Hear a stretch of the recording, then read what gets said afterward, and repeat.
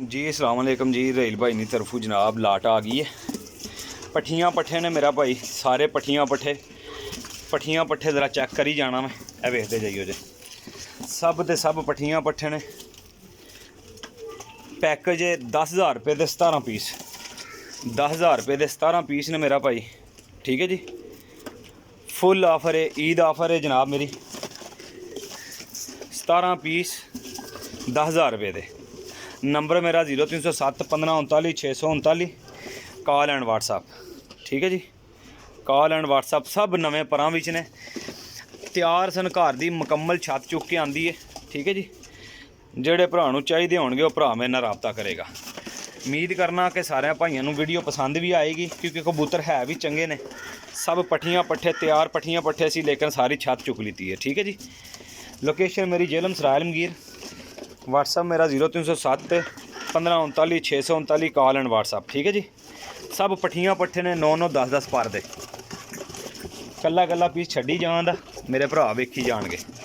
ठीक है जी, भमोद पट्ठी है, वेख लो, 6-7 पर दा बच्चा जे।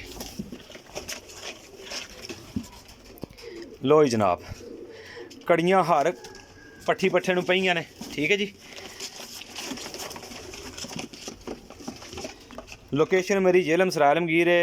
रहील भाई टिकटॉक जो मेरा पेज है, फॉलो ज़रूर कर लेना है। यूट्यूब चैनल मेरा इब्राहिम पिजन पॉइंट है। ठीक है जी, सब नवे पट्ठियाँ पट्ठे 17 पीस ओनली। लो जनाब,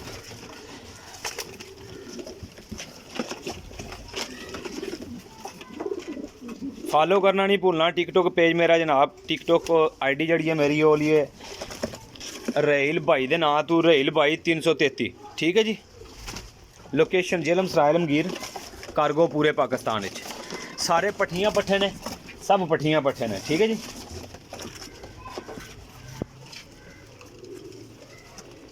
लो हाँ जनाब,